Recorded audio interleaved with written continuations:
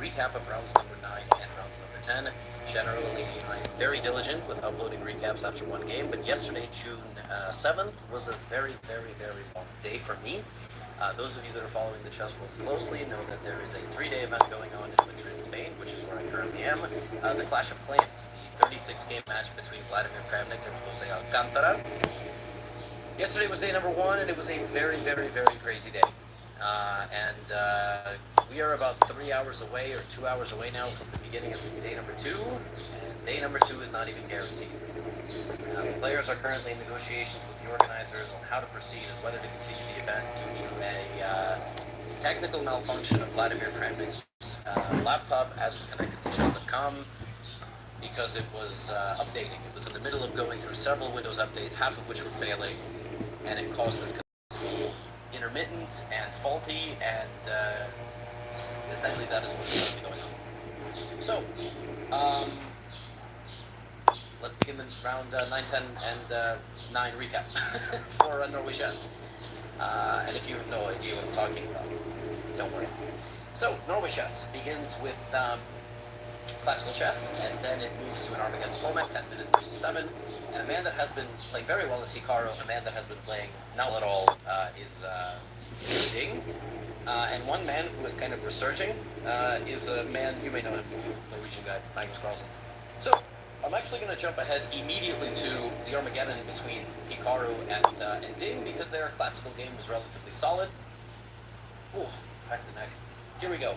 This is a very nice way to avoid a lot of different lines that Black could possibly play. You try to play for an English, but you're kind of playing it like a queen pawn, except you're not going to play the move d4. Notice how Hikaru plays the pawn to c4, disallows Black from pushing into d4, and then plays like this. He plays in a way where he's going to put 2 bishops like this.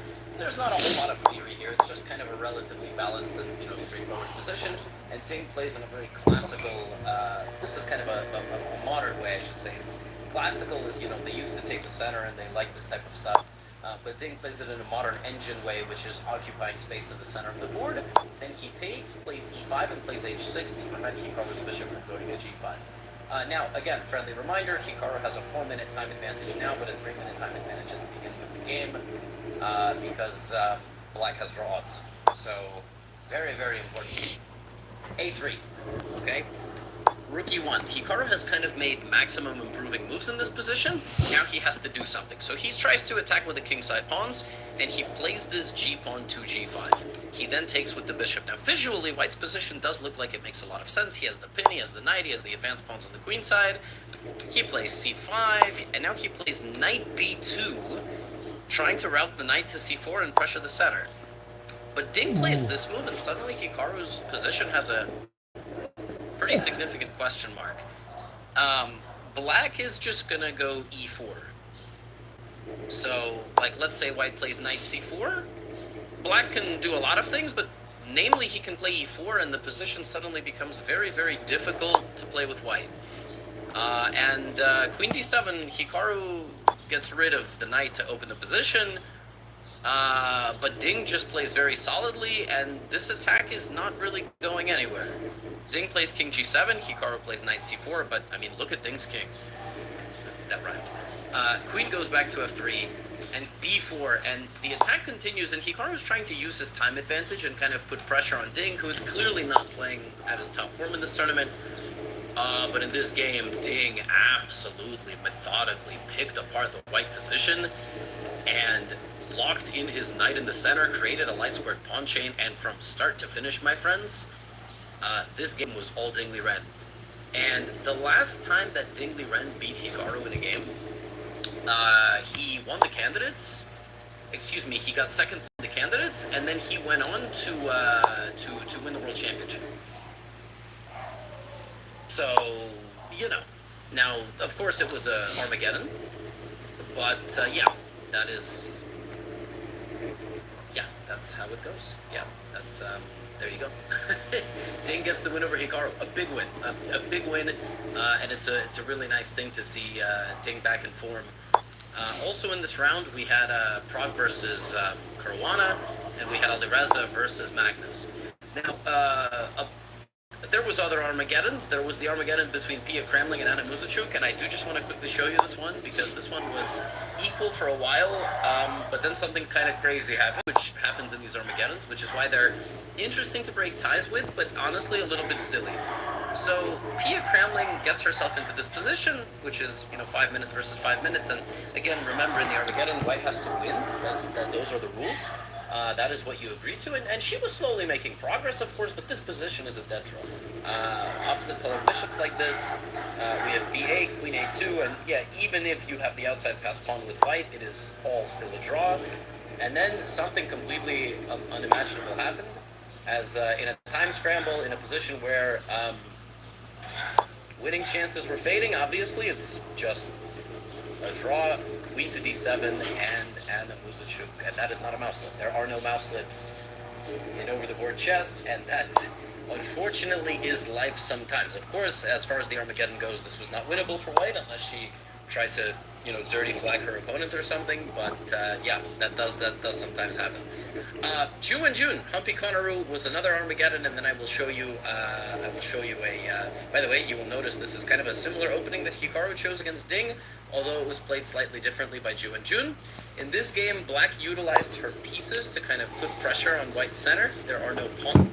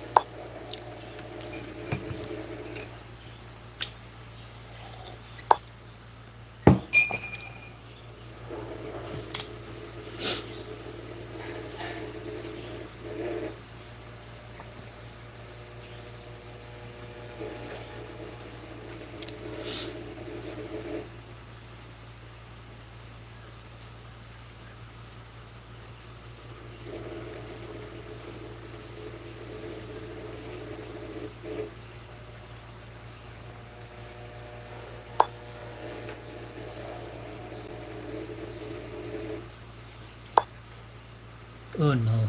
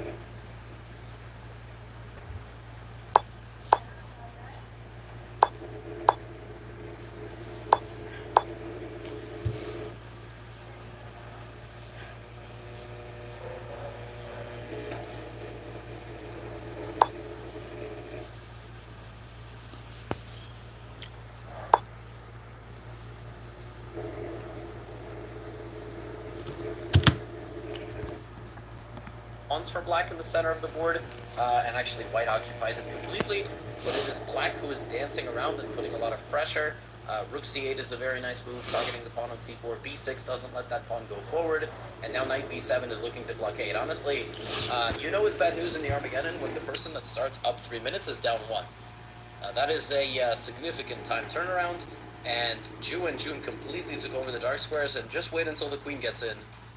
Just wait until your dad gets home. Just wait until the queen gets home. Queen f4, queen h4, obviously you don't want a queen trade. And just a fantastic game from Ju and June, like from start to finish, absolutely opening up the white position, looking for the way to get the queen in. Queen h4 is threatened, there it is. Bishop to d4, knight f4, it's all there. And she gives up the queen, wins this, and obviously she is just winning because knight to g3 comes in, she takes. She's going to run away with her rook, and I mean, Humpy basically plays on because you never know, Ju and June might fall asleep at the board or something, but no, the king comfortably stops the pawns by returning to its home square, and Ju and June was in great form. She was playing fantastic chess, like from start to finish in this event, and proving that she is the world champion, and for very good reason. Prong versus Fabiano, like I said, it's late in the event, so every game is basically going to an Armageddon. It basically turns into a little bit of an arcade game. which is why this format is very interesting, but ultimately it is a little bit strange. That the format kind of changes, that you can score your points in different ways. And I think unless you're like kind of a longtime fan of the chess world, it can be a little bit difficult to follow. Having said that, it's a unique format, and I kind of enjoy it, but you know, now the players are basically playing 8 versus 5 minutes. One side has 2 results to play for, and you know, here we go. Queen d2. Queen e6, and Fabiano just playing very solidly. You know, he's keeping enough pieces on the board where the position is complicated. Now he begins attacking the pawn on a5, and he takes it. And if you ask me, why did Prague not go defend this pawn? I think he just didn't want to play a really passive move. Maybe he felt like the removal of the defense of d5 is bad, and bishop f6 becomes a problem. Bishop f6 there would have taken the knight. And instead he sacrifices a pawn and tries to create immediate counterplay, but it simply doesn't work. Now Fabiano has 2 outside pass pawns, and he plays rook c1, he plays bishop a5 trying to remove the knight, he plays queen c2 looking for a queen trade.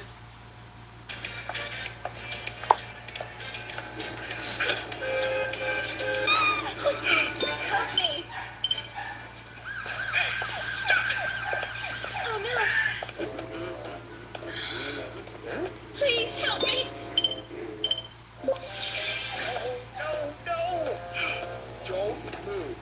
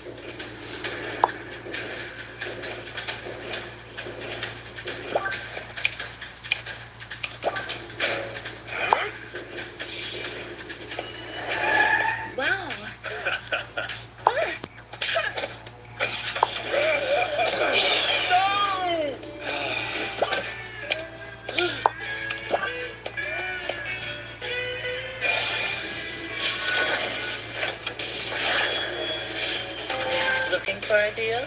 Give me a second.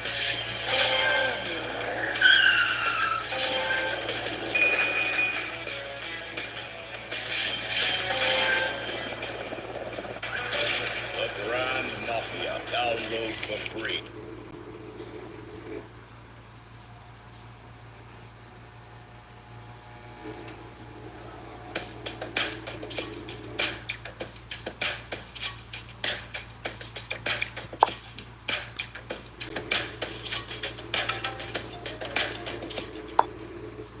And you cannot take the pawn on b3 for black because the queen is defending the rook. So we play queen c4, we just keep pushing, and then now we just start pushing our pawns. We need to protect our king. Together, very adorable. We play queen c1, we give up the pawn, but we win the pawn on g5. And black's king is simply too weak, and the pawn on a5 is too strong. Having said that, it is still a complicated enough position that something stupid can happen. But now we are hunting the king, and we give up the pawn on a5, but the king is simply too weak for black. And bishop b4 wins. It wins because we are threatening queen e4, we're threatening queen d6 in many positions, we're threatening like various queen g4s, queen c4s. And this move is a fork, and it picks up the knight. And Prague goes down in Armageddon to Fabiano, which is a nice result for Fabi, obviously. And he continues, he continues his event and trying to score points, trying to get the job done. And I will move my crop a little bit down because I want some headspace. We're gonna do a live crop here. Ready? Watch this. It's gonna be magical. 2. No, the camera's still popping out. We'll work on this together. I want to move forward, but I don't want my gigantic forehead to pop out from the frame. Maybe it still will. Maybe there is no way around that. Ooh. Anyway, maybe I can move back. Look at this magic. Wow. I'm so smart. It's hard to have this fancy camera. I don't really know how to optimize it, use it in the best way. And there was a classical victory in the women's side in round number 9. E4 is a move to get completely out of prep. Lei Tingjie went to the confessional booth and said wanted her opponent completely out of preparation. As you can see from Vaishali's time management, she's not out of her preparation whatsoever. But you will also notice that Lei played a gambit. Lei played in a way that gave her opponent kind of a damage structure, but an extra pawn, which is a trade-off. And yeah, c5, bishop e2, and now she's just basically going to try to win the pawn back. Now, as it turns out, the best way for black to play was not to play c5. It was not to activate her position. It was to play king b8 and play defense, and then put the knight in the center and wait. And that's very hard to do. That's why Vaishali spent about 30 minutes ultimately deciding to push this pawn one square. And Lei just very calmly and patiently didn't take the pawn, although here she could have maybe gone for knight b5. She plays rook d1, she stays very patient, and finally she takes the pawn back. And I think this waiting game, you know, forcing Vaishali to make moves, knowing that at any point she could just capture her pawn on c4 and maybe get a positional advantage, made it very difficult for Vaishali to play moves. And ultimately, the defensive setup that she chose, where the only difference in the position is the split pawns. But the problem is there are now such weaknesses in black's position that no matter what happens, black simply loses the pawns. And when I say loses the pawns, I mean quite literally, black loses all the pawns. So this was a genius opening idea from Lei. Lei basically said, look, we're going to get here, and I'm going to damage the structure and win these pawns back over time. I'm not going to win them back right away. I'm not going to play bishop e2, like, let's just play solid chess. And tell me how, within 10 moves, all the pawns are gone. Just all the pawns have been captured, her pieces get in there. A very nice positional game, and she wins it by essentially building a checkmate net. And disallowing the king from escaping. Her king is actually safe. It looks like it's not safe because of knight h2. It's completely safe. You threaten this, okay, this is like a half checkmate threat, except it's not, because there is no mate here. b5 and taking is game over. So a very nice game from Lei, who wins in classical. Now, another game, Magnus Carlsen, Ali Reza Firouzja, another game that was decided ultimately in the Armageddon, because I just don't think anybody wanted to play classical anymore. This bishop g5 line is something Ali Reza chose against Magnus in the classical game, and Magnus basically equalized and played in the most boring fashion possible. He took absolutely no risk. That's not a criticism whatsoever. That is, I mean, I think he just was like, I'm gonna play, and I'm gonna not lose this game, and you know, if he beats me, he beats me. The most provocative way to play by far is g5. That's actually what white is baiting. That is what the engine says is the top line of the, is the top line, to play this move g5. Magnus basically says, no, I'm going to wait. Alright, knight bd2, bishop a7, castles, queen e7, and now, and only now, after making a couple more improving moves, like, this is an indication to Magnus, like, don't castle your king that way. Now and only now does Magnus, in fact, play this move g5. And it's always going to be a good move. It's always going to be a good move. Ali Reza decides to sacrifice. Ali Reza decides, okay, it's Armageddon. I have to play for a win. And I'm going to sacrifice. But there is this move, knight takes d5. Activating the black queen to hit the bishop on h4. Now knight takes e6.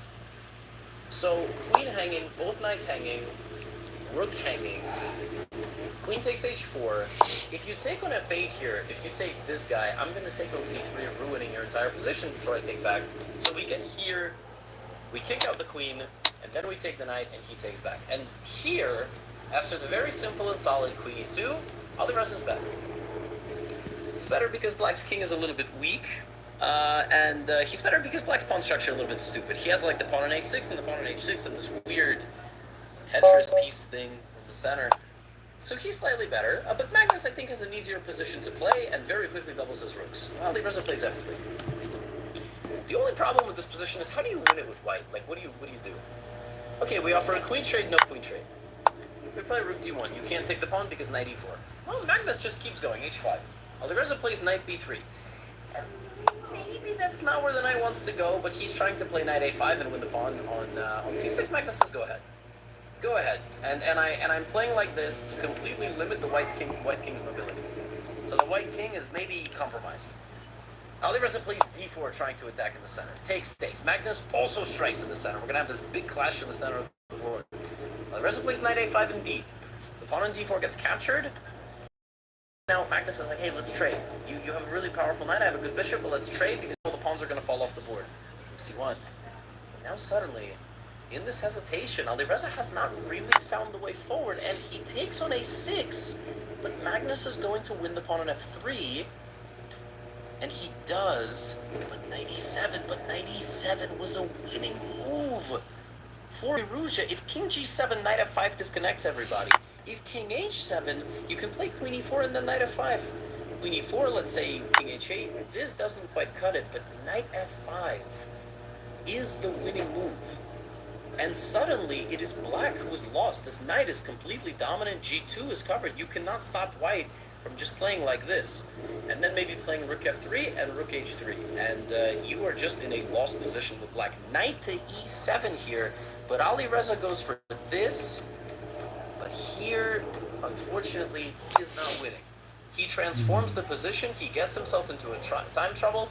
d3 apparently is a race, and black wins it. d3, a5, d2 here, and this is the dagger. That is the dagger. Rook to a3, but I think at this point both players were in a time trouble. Suddenly Alireza is coming back, but Magnus, I think, just saw this and was like, I cannot lose. Here comes Magnus's pawns, king f7, c4, and his pawns are simply too strong. So the king is never going to be able to go help white's pawn on a7. d5 holds everything. This position is simply lost. Of course, white can make a draw by trading off all the pawns, but a draw is a loss in Armageddon. Magnus gets the job done, seemingly, as always, in an endgame, in a very complex endgame, very back-and-forth game, but he was vulnerable there for a moment, and he beats Alireza once again. Now, can Ding Liren also defeat Alireza and continue his good run? This is the 10th and final round of action. These two drew their classical game, and Ding decides, I want to end the tournament with a straightforward opening, the London system, and this is one of the King's Indian with kind of a4, a5. Very kind of solid, straightforward game. Ding goes for, he takes a lot of the center, and he plays like rook d1, taking up his pawn. But somehow black gets all the fun. Every single piece in black's position is having fun. You cannot really tell me this bishop is having fun, or maybe this rook, right? Like, I mean, the position is bishop g5, queen e8, okay? Bishop h6, bishop e4. One pawn has fun. Ding is trying to attack, but he doesn't kind of have enough firepower. Suddenly, by move 20, Alireza is just in a position where he's a clean pawn up. So the opening did not go that great. The opening kind of felt like a grappling match a little bit, like the players were just rolling around on the floor, trying to capture each other's pawns and get each other into body locks. It's a very fascinating activity. And Ding sort of finds himself again just sort of in a squeeze. Alireza plays queen f7, which turns out to be a horrible move, because the move f4 is really strong, and you walk directly into this. So if pawn takes, queen d4 is a completely winning shot, and Ding maybe thought f4, queen d7, which is also very reasonable, but we have bishop f3, bishop d5, and Alireza just simply goes for a queen trade. And this one was just never in doubt. Ding just resigns here. You said what? Just one pawn down. Yeah. He's a pawn down. But he's about to lose his bishop. And even if you, even if you said you are not allowed to play c6, like this, like let's say black cannot go here, black is just completely winning. I mean, black does not have a target. The knight has no access. Even like, where can you even put the bishop safely? f2 is just a huge weakness. The knight comes to d3, and the position is lost. So that one didn't go great. Ding does, in fact, beat Hikaru, though, in the Armageddon. I think he's the only person that he managed to. He also beat Prague in the Armageddon, I think at like round 2 of the event. So Ding ultimately finishes in last place. We will take a look at that later. Alireza has kind of an okay tournament.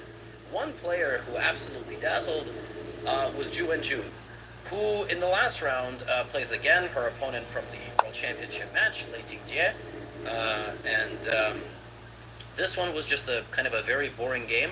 Here, if players want to make a draw, they trade bishops there, they trade bishops there, then they agree to a draw in about 7 moves. This one was a bit more of an imbalanced game. where, as you can see, I mean, it's like very complicated. Basically, white is up a piece temporarily, the bishop on c6, but it's not really up a piece because you're pinned. But what's going to happen is the position will transform and white will win a pawn. And essentially, black in this position argues, yeah, you're up a pawn, but we have opposite colored bishops. Except she does it the wrong way. So the best way to play here is to leave a pawn on a7, play queen c8, because if queen a7, rook c1 is fatal, and if you trade the queens like that, black dominates the whole broken file. And it's very important because if, let's say, oh, I guess there was rook c2 there, I apologize. Let's say f3, bishop f2, and let's say castles. Point being, you know, in the future you will probably trade the rooks here or at least on the second rank. But what happens in this game is white doesn't allow that. And I think Lei went for this drawing line, you know, because thinking, okay, it's like an easy kind of hold. But the right way to trade the queens, which is kind of fascinating, is not to take with the pawn, it's to maybe take with the rook and control this file. So rook here, let's say b3, then you play rook c6, king d2, rook c8, and the point is if you trade all these pieces, the pawn is far. It's far away. However, what happens in the game is the pawn is close, and this is Proudly 50 years strong. Give your life a boost. is losing because you fix the pawn. The pawn can now not come off a dark square. The difference if you kept the pawn there, let me just show you. I know this is like very, very sophisticated stuff, not to toot my horn or anything, but the difference being, let's say all of this happened, you see, the pawn stayed exactly where it was. Not rook c7, excuse me, rook c1 here, let's say you brought the king and white started playing a4, and then, you know, you played king e7 and king c2, and but not king c2, let's say white is trying to play b4, b5, you can always play a6. White now has to go here. You get rid of your weakness. The king always plays defense, and it's a draw. It's just a draw. Opposite colored bishops, one pawn advantage. But watch what happens in the game. The pawn never gets off. And the point is that maybe you win this endgame. Maybe if you trade, but the point is now there is no need to trade. Like rook c1 is probably still a draw, but you don't even need to do any of this. You go here, and you just break through. Your king gets there, your bishop gets there, and black is, yeah. Look at this. It's crazy how it just one square of difference, and that's it. And June glides in with her king and her rook, marches down her opponent, just has to find a way in. Bishop b6, king b6, rook c7. Yeah, Lei is like creating all this counterplay, but she can never get off the back rank. This is the setup. Here, rook b8. I mean, you talk about like a, you know, like a moment of crawling to the other side of the board to put away the opponent's king. It's really impressive. And June won. She ultimately won. The other matchups in the round 10 of the women's were decided in the Armageddon. And I will show you the final results. Prague versus Hikaru and Magnus versus Fabiano will end today's recap. So we have another London. Clearly we did not have enough. Bishop b5. It's one of the ways to play. A lot of people are putting the bishop on b5 nowadays. Queen b6, c4. Okay? Queen b6 and c4. The bishop goes to the g4 square. Very provocative for me, Carl. I kicked the camera again. I just really like kicking the camera. This is something I have not seen. Some sort of c4, bishop g4. Now white apparently has a major advantage after queen a4, but even knight c3 putting pressure on black's king is very, center is very annoying. And after dc, bishop queen c5, there was this very nice idea knight a4. This is a very, very dangerous game Hikaru is playing in the Armageddon because it's very tactical. When you're down this much time, you know, you're gonna take a lot of risk. And Prague just kind of plays in a straightforward way and maintains like a near 4-minute time. It's almost 4 minutes and a better position. So Hikaru has these two pawns versus these two pawns. We actually saw this also in the game Lei versus Vaishali. Can I just show you this? This is And right. she won her pawn back. See? It was AC versus AB. Hikaru, AC versus AB. This is what I'm saying. Like, pawn structures, they overlap in many games. It's important to kind of remember this stuff. And the pawns can be weak. And Prague plays just sort of very straightforward. And when Hikaru tries to trade his pieces, he now threatens a kingside attack. So Hikaru is defending the queen side.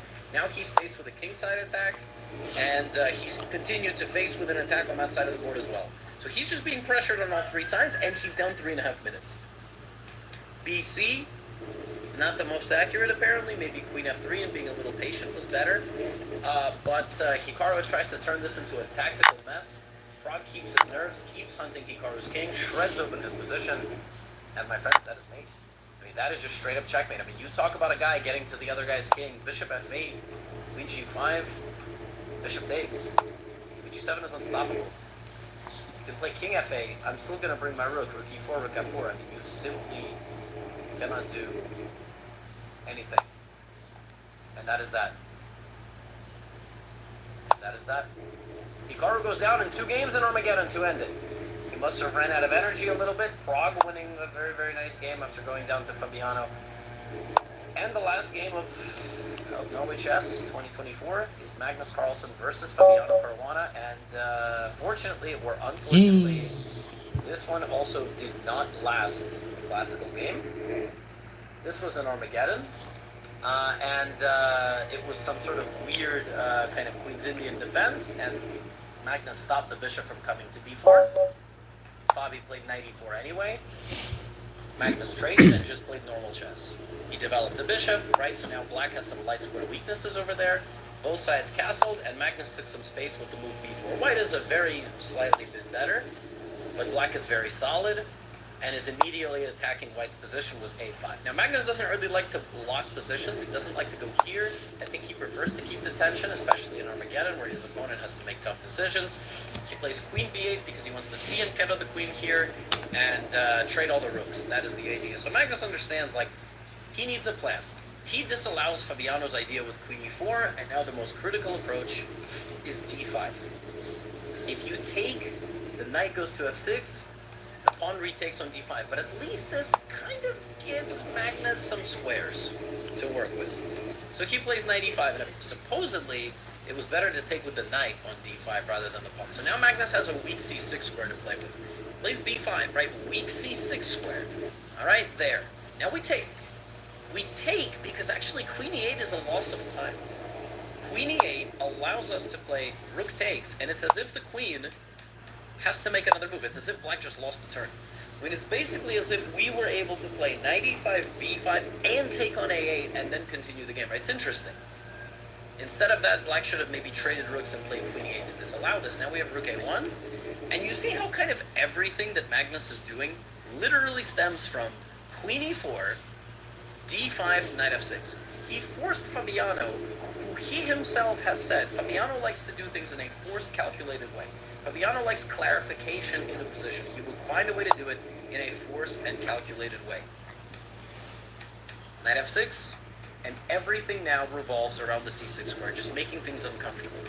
Rook a7, now infiltrating, right? Black goes to create some sort of counterplay and brings his pieces, but the attack is not over. Now we put the knight on c6 to continue to ask questions, right? Now we play bishop a3, looking to trade black's powerful bishop, which we do. Now we play knight back to e5, continuing the pressure on the c7 pawn. Now we play f3 to kick the knight out of the center. It's not clean, actually. It's not like the most clean approach, but we are asking questions. Black is slightly worse. f3, however, allows Fabi a little bit back into the game, and suddenly Magnus's king is not particularly thrilled. He probably should not have played f3. Magnus should have taken Ben Feingold's advice. But now pressure is rising, and Fabiano has 45 seconds on the clock. Magnus plays knight to e5, discover check. Knight to e4 is a block check. So if you take, I take. We have this. Now we have this. E takes d5 is a discover check. e4 locks the door. Oh, Magnus's king is looking really weak. So he goes here, giving up the pawn on d5, losing the pawn on c7, and losing the pawn on b5. It's queen and 4 versus queen and 4. Very, very tense position. Queen f4, queen b1 check. And instead of queen and there, Fabi had to go here. He needed did to pressure the pawns, where if king h2 was played, b5 would now be in time, and he needed to monitor the d-pawn. Losing a pawn on h4 with check does not matter, because ultimately you need to defend your pawn, and I simply play b5. But because now you force me into this, now I win the pawn on h4. And the worst part of all this, you don't threaten my pawn. So Fabiano, on the 42nd move of Armageddon, puts his queen on the wrong square. It's very natural. It's very natural. You give a check, you push the pawn. But he needed to centralize his queen. It's very important in queen endgames. You centralize your queen, especially in a spot like that, where you defend your own pawn, you monitor both. Instead, he put it there, and Magnus made him pay. Queen f5 check, a series of checks, and that's it. He's simply winning the race. And he wins the race, and not only does he win the race, Magnus Carlsen, for I think a 6th time now, wins Norway Chess 2024. Hikaru in 2nd. Norwegian Nokia stock options. 700,000 Norwegian krona in US dollars. 65,000. Not too bad. Not too bad. Now Magnus can afford like a base model Porsche Macan or something. I don't know what he likes to drive. And as far as the women's side of things, it was Ju and June, and it was never in doubt. Anna Muzichuk had a bright spot, the bright second half in this event. Vaishali ultimately, at 12.5, she was leading, but she slowed down a bit. I think she just needs a little bit of time, a little bit of experience.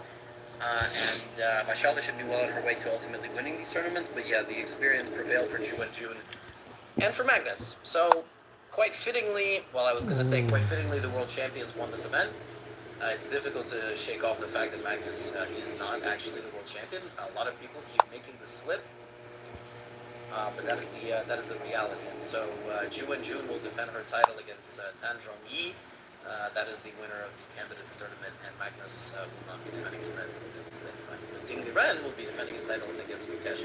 Ding finished in last, but he did look very, very nice in that game against Hikaru, and I think the chess world in general hopes that he will make some sort of return to form and energy and motivation and so on. So that's Norway Chess 2024. Again, apologies I wasn't able to upload a recap yesterday. I traveled for about 4 hours from Sitges, Spain to, I should say Sitges, technically which is in the Catalonia, and I don't know, there's a lot of mixed emotions in this part of the world about Catalonia and whether it's Spain or not. Listen, I'm just a dumb American. So I was in Sitges, and then I went to Barcelona, and I took the train to Madrid, and it was a very busy day the past couple of days. So Clash of Clans, though. That's what I'm going next. Get out of here.